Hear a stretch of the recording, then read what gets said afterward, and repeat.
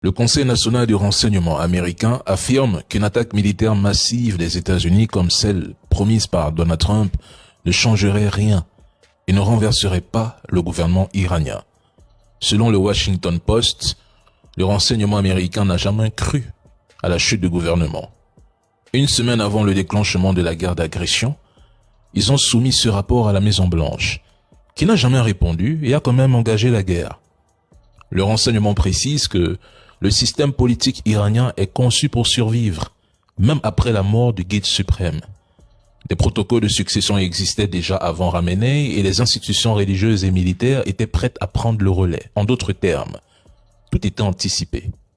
Ils ont écarté la piste de l'opposition car ils jugent que l'opposition iranienne est fragmentée, sans structure organisée ni appareil militaire et les forces de sécurité contrôlent fermement le pays. Ainsi, même si le gouvernement s'affaiblit, aucune alternative n'est prête à gouverner. En résumé, d'un côté vous avez Trump qui exige la capitulation et un nouveau leader choisi par lui.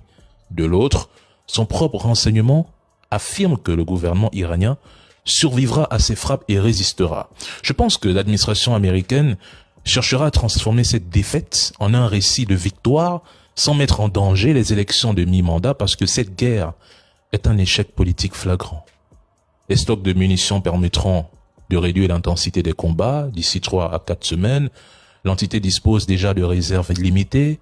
La guerre reste dépourvue d'objectifs stratégiques et l'échec de renversement du gouvernement semble inévitable.